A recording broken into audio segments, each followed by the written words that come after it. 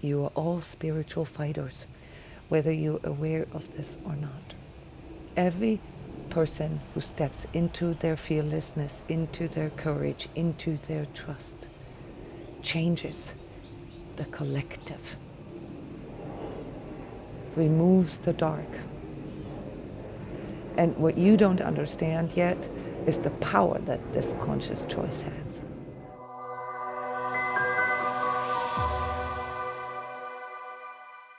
Welcome everybody to this Energy Talk special. My name is Jona Bryndis, airing from my healing tent here in Florida on this Skype platform. Welcome everybody. We are doing daily sacred self meditations and energy talks here.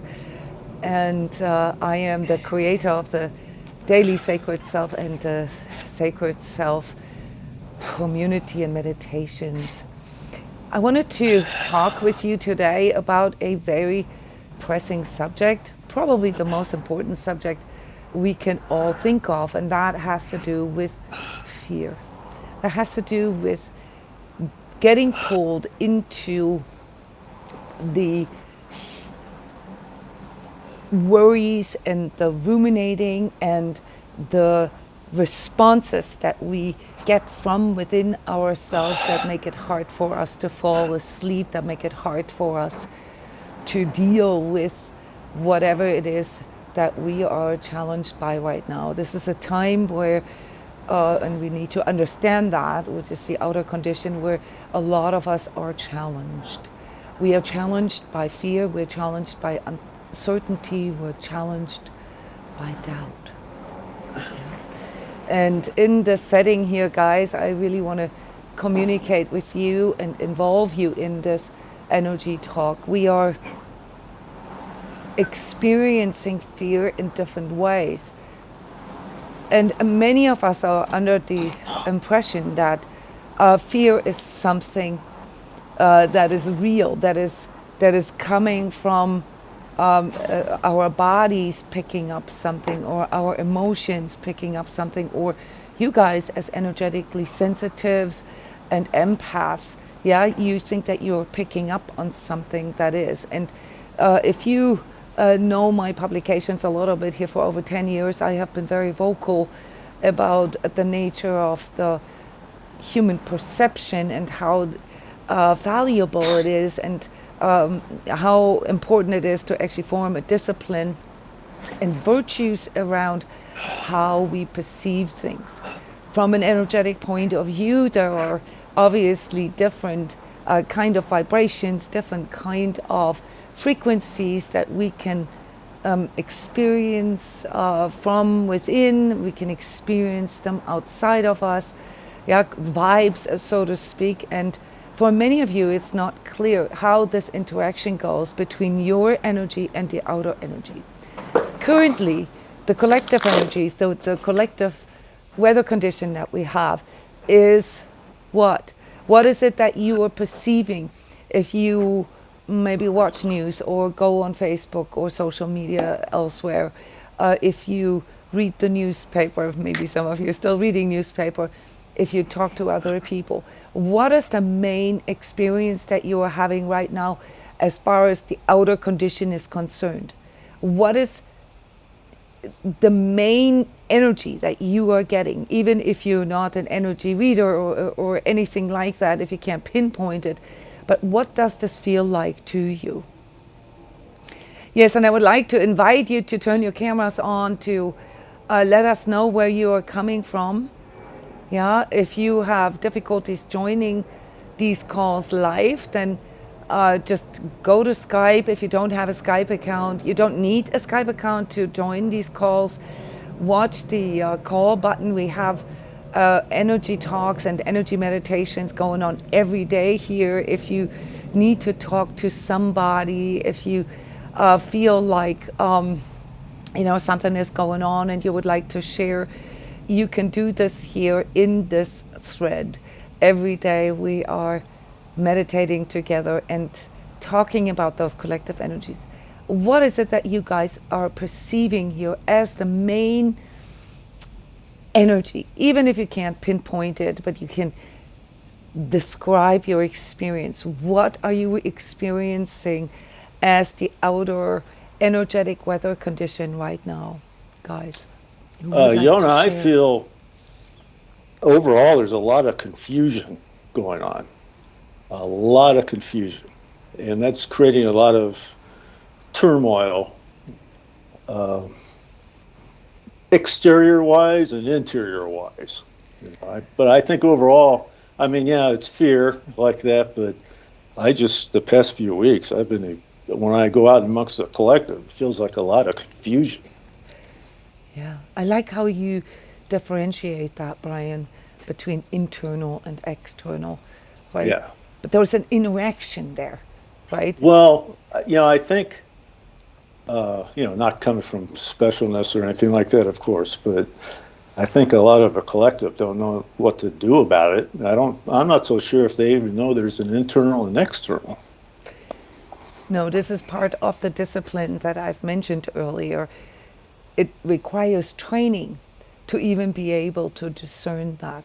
And so when we weren't taught how to differentiate between what is mine and what is coming in from the outside, it's very, very difficult for us to know what to do about it, right? So confusion, I think, fits this collective experience that we all have very well, and it goes along with uncertainty. It goes along with not knowing what the future will bring, right? Whether it's corona, whether it's the planet, whether it's money, whether it's job, whether it's relationships, whether it's retirement. I mean, at this point in time, we have to be willing to step into truth and to say, yes, right now we are experiencing life in its full challenge. Yeah, there is nothing right now that we can count on. And what does this do to us? What is the internal experience of that? Who would like to share? Just simply, how does this make you feel, and maybe what do you observe with others, what it makes them feel?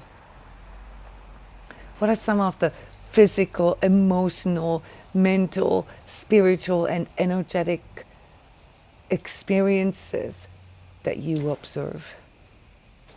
Stress, basic Stress. stress. Yes. That can do a lot. On all levels, right? It covers a lot of areas. So. Yeah. What else?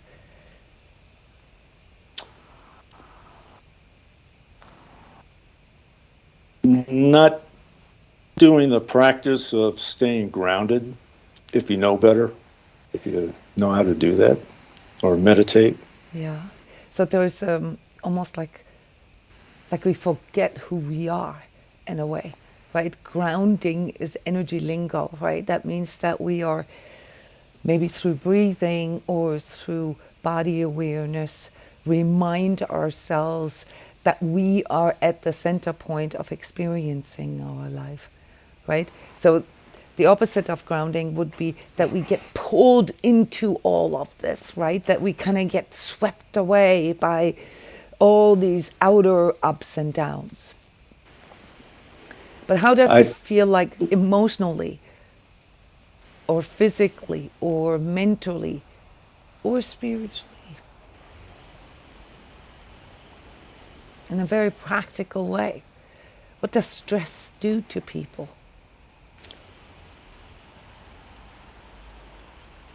Well, it's definitely a lack of stability. It makes you unstable.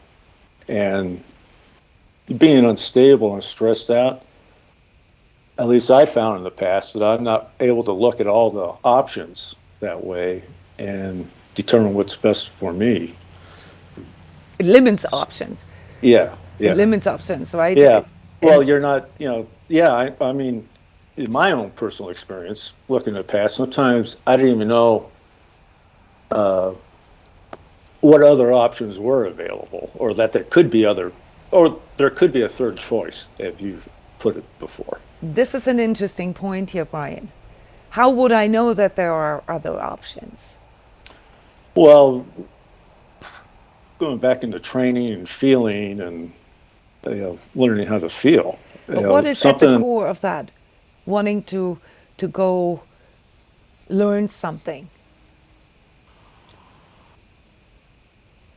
Where does this come from? I mean, you know, some of us are raised this way. Some of us were raised that if there is something you don't understand, yeah, you go explore it. You go get a book, Google it, or whatever. Talk to other people. Hey, what are you experiencing? I'm experiencing this. What could this be, right? And maybe doing research on things, right? Even that is something that we might feel as limited. How come?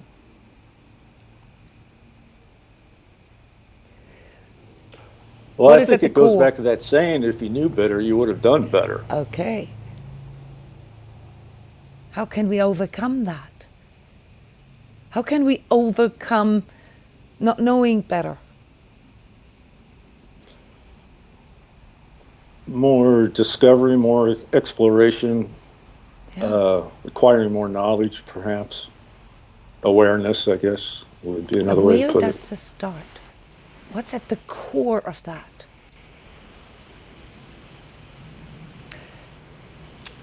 Let's think about life view. Okay, what is the life view of somebody who feels utterly swept away by all the outer things, who cannot think straight or feel straight or even properly take care of him or herself because they're so distracted, right? You called this fogginess earlier, but it's a form of distraction. Yeah, to even have a clear thought. Okay, what's at the core of wanting to explore options? And what's the life view that is being communicated to myself when I feel like, oh my God, life is happening to me, right? I'm in this car and I'm not driving it. Somebody else is driving it. What needs to happen? Where is that switch in us that says, hang on, wait a minute?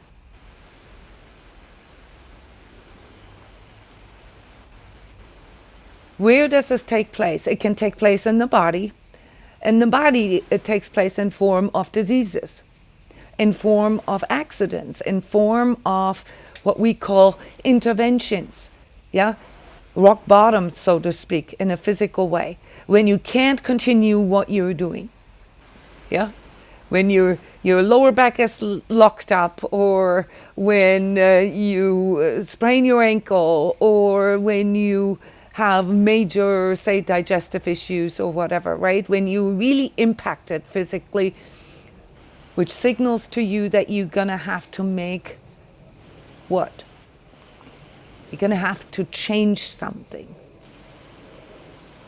Emotionally, how is this communicated to us?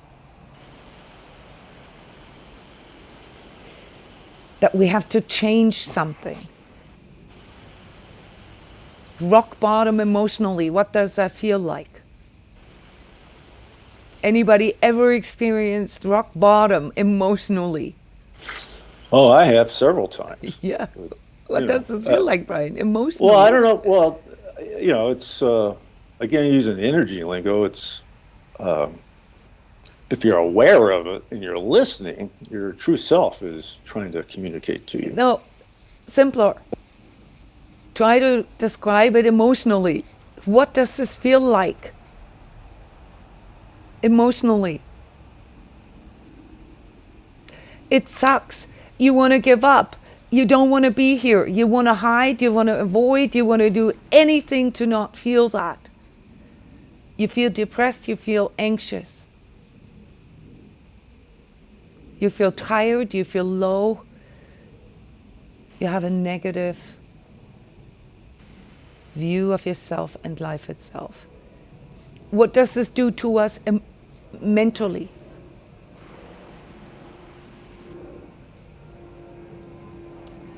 What's a subjective experience of stress mentally, on a mental, intellectual, cognitive level. Low self-esteem. Low in self-esteem is more emotionally. Yeah, the things that come with low self-esteem. What comes with low self-esteem? Inadequacy. How does this come to you subjectively? There is this thing sitting here on your shoulder, right? That's constantly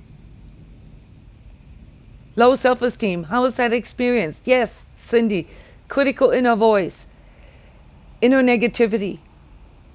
A voice in you that constantly tells you how bad you are and why didn't you and why shouldn't you should have and why didn't you do this earlier? Yeah, this constant inner conflict. And what does this constant inner conflict lead to, guys?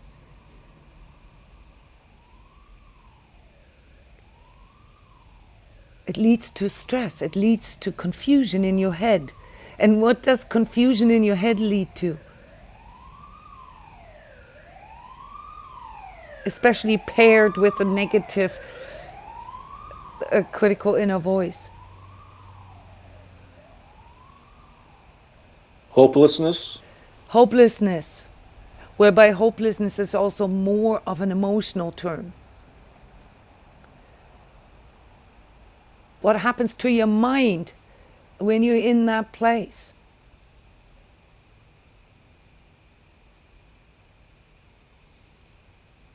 Annette, I know you're here. I know you can hear me. Yeah, You know what happens in your mind. The thoughts become very negative. Yeah. Yes, and what happens when the thoughts become very negative? They are looping. Yes. Yes. Ruminating, Yes. looping. Around, yeah.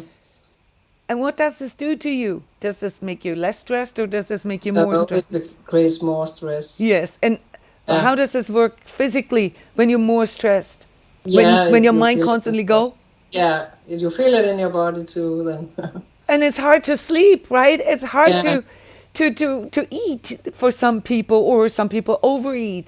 It's hard to function in a balanced way physically.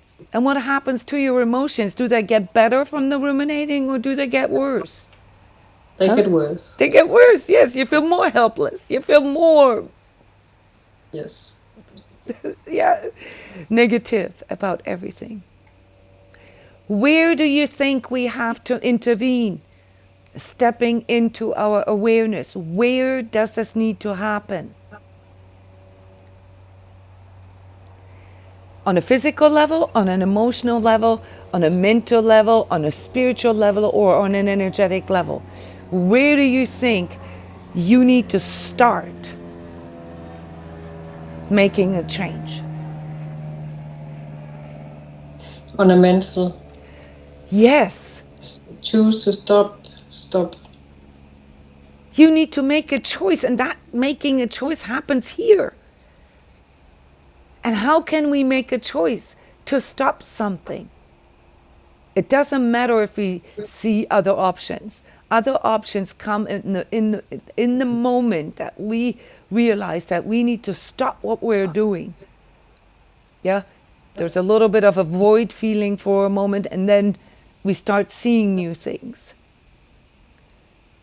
But what needs to be done mentally? What part in us can help us make a change? Our awareness. Be aware of our thoughts. And then Yes. change. Yeah. It's the awareness that facilitates it. Yeah. And what happens when we execute our awareness, when we become more and more aware of our thoughts, of our emotions, and of our physical sensations? What happens? What forms in us? It's bigger than our body, mind, and emotion. What does awareness lead to?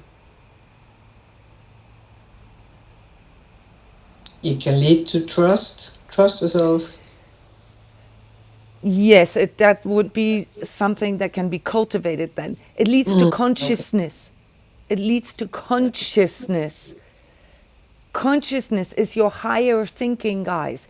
That is the part of you that can observe yourself thinking, that can observe yourself having emotions, that can observe yourself having physical sensations. Your consciousness is higher in pay grade than your body mind, yeah, than this conglomerate of your body, emotion, and mind that can go on autopilot. When we are stressed, our body, mind, and emotion go on autopilot via our nervous system. Are we in control of what we are thinking, what we are emoting, and what we are sensing when we are on autopilot? What's your guess? No. No. How do collective energies play into that? The outer conditions. It adds to it. It adds to it. Yeah. Outer conditions do not cause anything. Outer conditions amplify. And as an energy worker, for me, there is a two-way connection. Yeah, it's all of our inner conditions that form collective conditions. In other words, it's a two-way street. So collective energies, when I report about collective energies in the energy forecasts and energy tips, I am not reporting about something mystical that comes from the outside that makes you do things. I am trying to prepare you for the weather conditions that are there that will probably exacerbate some of the things that are already in imbalance. So now that we know that the choice to change something, when our life becomes negative, unbearable, uncertain, anxious, stressed, worrisome, has to happen in the mind. Now let me ask you again, which part of your mind is going to do that or is able to do that? Is it the body mind, the mind that is on autopilot?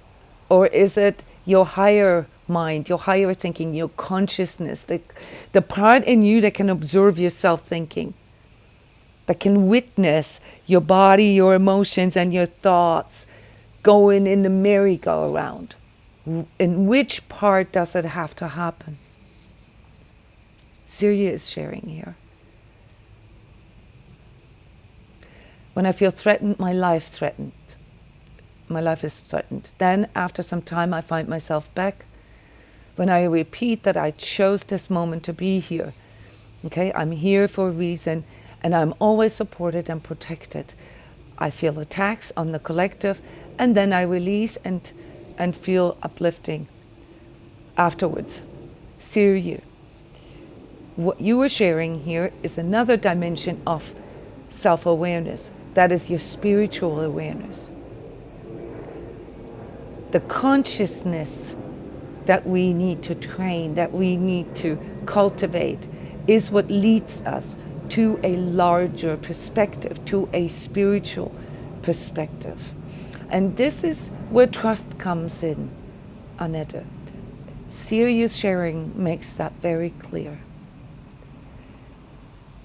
And Brian, what you said earlier about being grounded, about connecting with self and, really tuning into your awareness about what is going on, whether it's on the level of internal, external, whether it's on the level of body, emotional, mind, all that cultivates our consciousness. And as we are recording, as we are witnessing all of this that is going on, we can begin to see patterns, we can begin to see the bigger picture, we can begin to see and experience that if we, just do simple things such as breathing into our body, helping our nervous system to calm down, starting to talk to ourselves and say this too shall pass, yeah?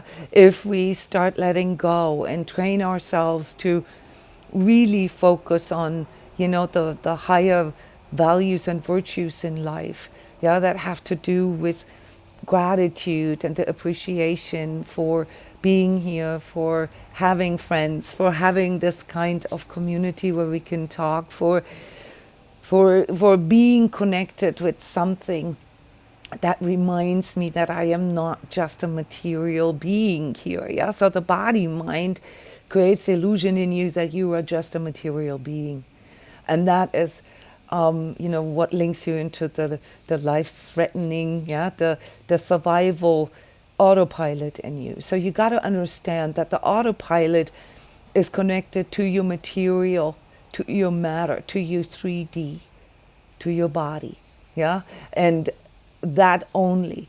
And the consciousness is what connects you to the spirit being in yourself, yeah, that inkling that we all have, that there is something like a soul in us, that there's something, yeah, if you prefer the word consciousness, yeah, and I am awareness, yeah, that you understand that you are not just your body, you are not just your thoughts, you are not just your mind and your emotions. You are something higher in pay grade that can witness all of that. And that is then what allows us to form what Siri you shared with us here, this trust. So exactly, Siri, you know that you cannot die. Well, I mean, someone who has absolutely no connection with consciousness can ask you then, well, this makes no sense. That's illogical because we all gonna die. That's correct. Our bodies are going to die. But there is an information in us. There is an impulse in us. We call this a spiritual impulse. It has nothing to do with religion or denomination or whatever kind of belief system you tie to that. There is something in us that informs us that we have something like an individuated awareness, yeah, our consciousness, or I am awareness, yeah, that there's this life spark, this God spark, if you will, in us, and that one, for some reason, we can't prove it, but for some reason, we know has nothing to do with the physical body. And that is then how the spiritual component, yeah, in psychology is called mindfulness, although I find this a very unlucky word, yeah, because it makes the person believe that they have to think about it more, yeah, to be more in their mind, to be fuller in their mind. That's not entirely correct. The spiritual contextualization of the world, of our own being, and in your case, Siri, you bring in something what we would call karmic. Yeah, that's a spiritual perspective. It's something karmic that informs you that you are exactly at the point where you need to be. And that allows you to, spiritual term, transcend, energetic term, out-vibrate, psychological term, overcome. Yeah, this hardwired survival instinct, body-mind autopilot in you. And sometimes, when we remember that, Brian, remember in the beginning of our conversation, there was an aspect of remembering. It's like when we are stressed out, it's like we have amnesia. There are certain things that we no longer remember, right? We're in this fire put or outer mode, yeah? And that's why we also feel we have less options, because all we can see is basically sort of the next looming doom. Yeah, so we're already sort of preoccupied, and our perception is already geared toward dealing with the lion or the tiger, yeah, that's potentially going to eat me. The thing is, and Annette got this right, that it's not actually happening. So when your body mind, yeah, this hardwired physiology, emotion, psychology, and mental awareness that you have when this conglomerate, when they are hardwired, when you're on autopilot, you are no longer in control. This is your instinctual, your physical programming that steps in. And all these other things, such as feeling gratitude for what I have, reminding myself on love, reminding myself that I do have the choice to make changes, all that falls away. So one of the most important things to remember when we are caught in fear, when we are caught in this endless loop of negativity, fear, uncertainty, and doubt,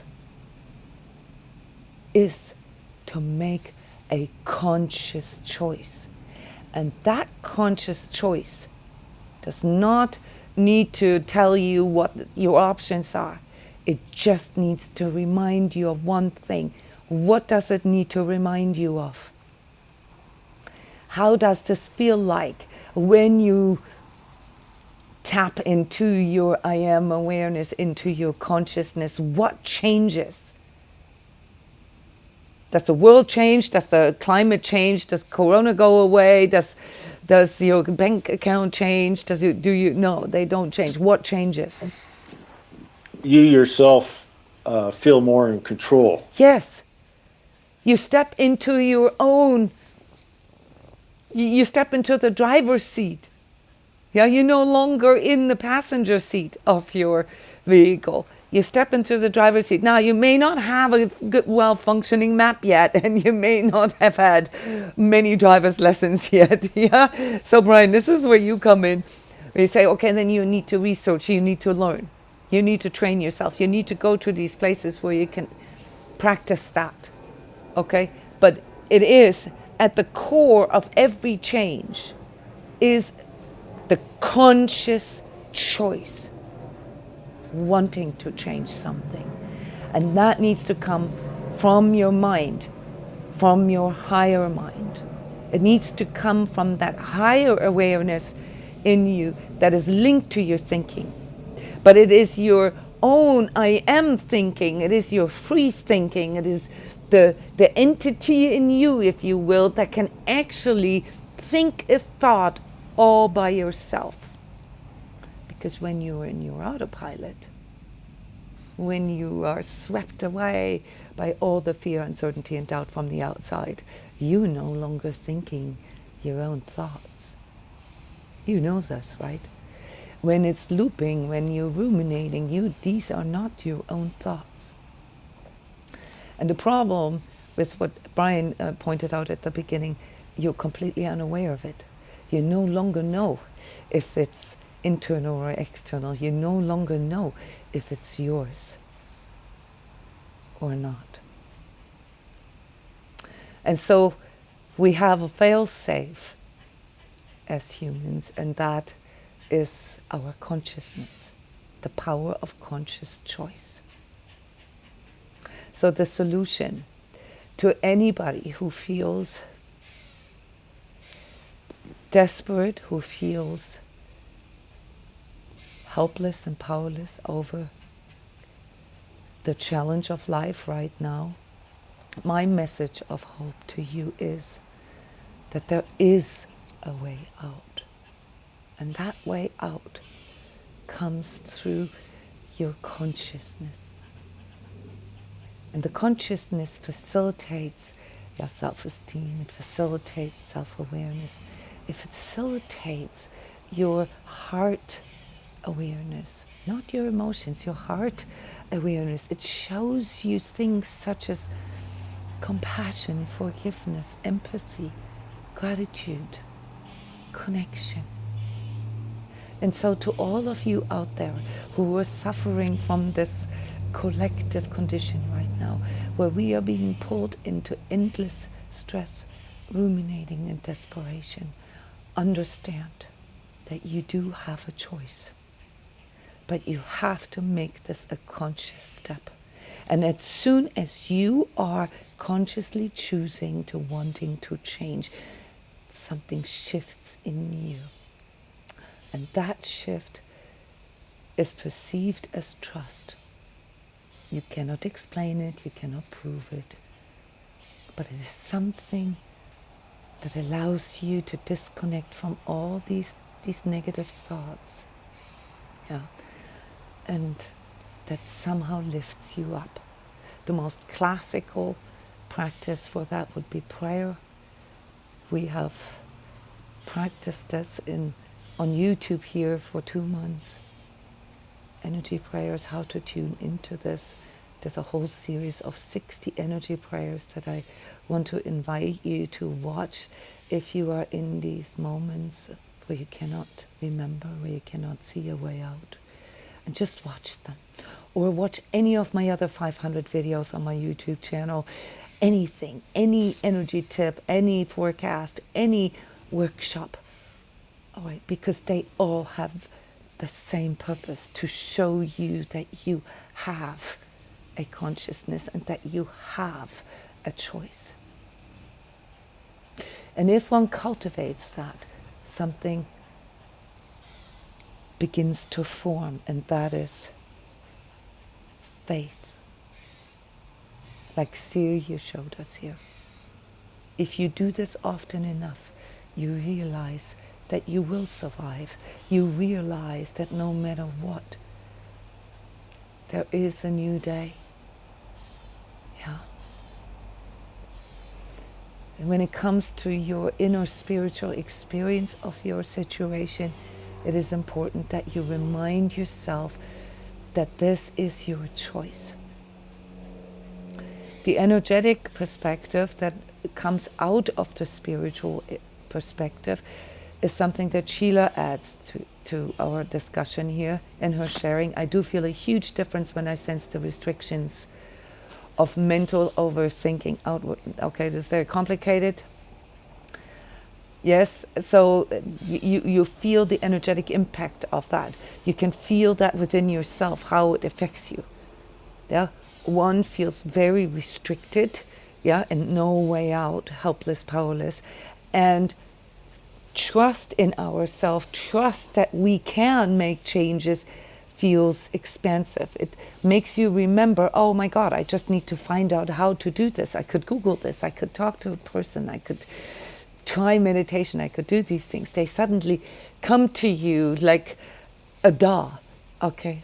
And Syria is adding another energetic component here, namely that what it is that we focus on is what we strengthen, what we feed in us. And those of you who have a religious background, you need to understand that fear, uncertainty, and doubt is intrinsically what we call darkness, yeah, or satanic force. And in these truth talks that I've done and the workshops where I talk about light forces, dark forces, the duality of darkness and so forth, I go very deep into explaining it, how these dark forces work in us. And your consciousness does not need to have a certain imagery of that. You don't need to think of the devil or anything, because it's way more complex than you think it is anyway. But what you need to understand is that that which you allow is what you feed.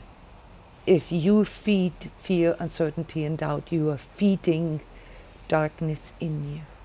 And this is the truth that we all want to avoid, okay? If we step into our consciousness and we feed courage, we feed trust, we feed forgiveness, appreciation, empathy, compassion, we are feeding the light in us. And it's very, very important for all of you to understand what this challenge that we are all going through right now, why this is here. What is this confrontation with untruth teaching us? What are you being reminded of? Who can summarize this? with all the fear, uncertainty, and doubt that is coming in from the outside, regardless of how you contextualize it, physically, emotionally, mentally, spiritually, energetically. What does it remind you of? One thing. Truth. Truth is the consequence of that. It's one thing, you've already figured it out. This summarizes all. That you have a choice and that you need to make a conscious choice. What you energize.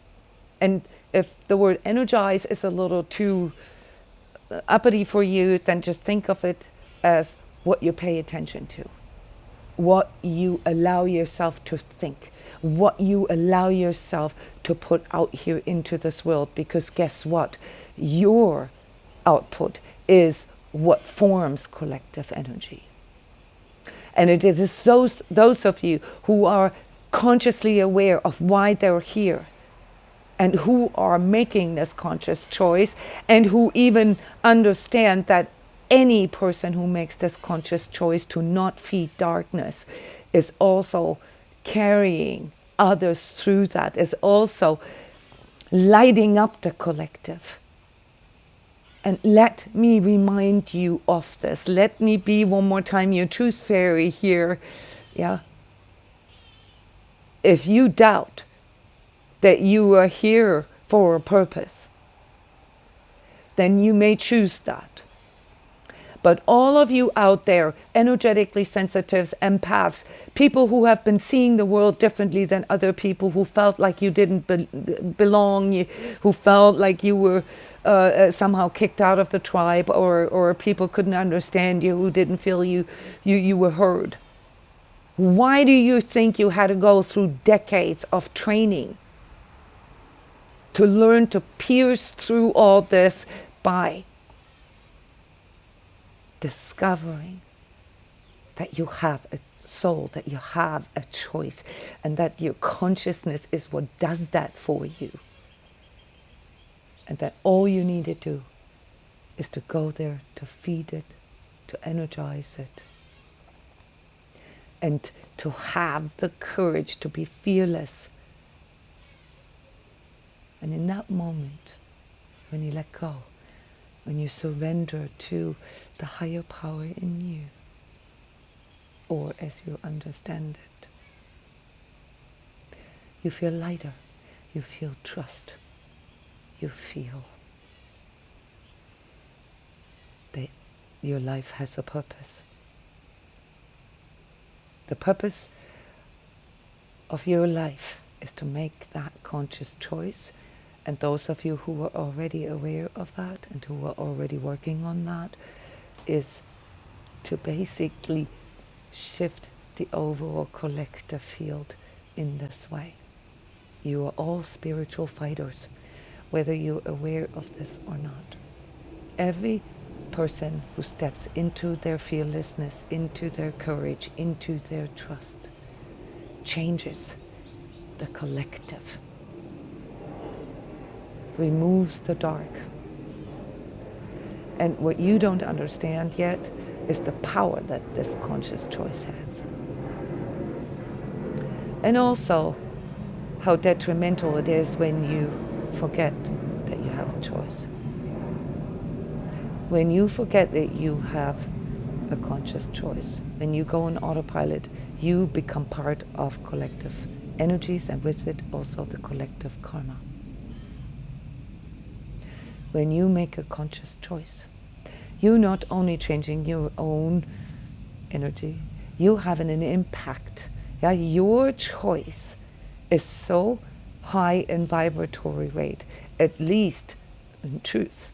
I said earlier, it facilitates truth. The truth is always there. We just got to have the courage. We need to make that choice to stand in truth. Right? That then has a huge impact on others. So every conscious soul self out there, if you're hearing me say this to you, remember what your purpose is and how you step into this via making a conscious choice. Have the courage to be fearless. Fear, uncertainty, and doubt is a con job. It's the confrontation with untruth that I always talk about. And the last thing I want to mention about this is that when you wait till you hit rock bottom and you're being forced to change something, you still adding to the light, if you will. But if you choose this voluntarily, if you step into this voluntarily, voluntary vulnerability, voluntary trust, voluntary compassion, then that choice has a million-fold power over when you're being forced to be doing this. So basically, this is my call to all of you to be more conscious, to step into what you have been training for all this time and recognize that this isn't just about your life, guys. This is about darkness taking foothold in the majority of people on the planet right now. And each and every one of us stepping into our higher consciousness and choosing to operate on that level can carry millions of people through this. So these words were quite serious. If you are following me and you think you have missed the energy update for week 51, you are this is not true. I didn't do an energy forecast for week 51. I recommend you guys to listen to the forecast for December. I have nothing else to add other than what I have conveyed here in this energy talk special for you. You could see this as the energy tip for week 51 because this is all you need to do right now. You need to step into the conscious choice of fearlessness. Okay? I know I don't look like a tooth fairy, and I don't sound like one. But those of you who understand how this goes, you understand that this is coming from a place of unconditional love for all of you, for the human nature, and even for everyone who is falling for darkness. These are fundamental higher values, fundamental virtues, if you will, Christian or spiritual values that we need to remember. Thank you for trusting me. Thank you for coming. And as always, share these communities that we have everywhere on Facebook, on YouTube, on Skype, in the transCODES forum. The transCODES website is currently under construction. Don't panic. All right, just send me an email, Jona@transcodes.com, if you need to book a session. I have so many programs and sessions. It takes a while to renovate it, okay? It's no problem. Go to my YouTube channel, go to the forum, go to this wonderful Skype community or our Facebook group, guys. You are welcome everywhere. Love you guys. See you tomorrow for the Daily Sacred Self here on Skype again. Bye-bye.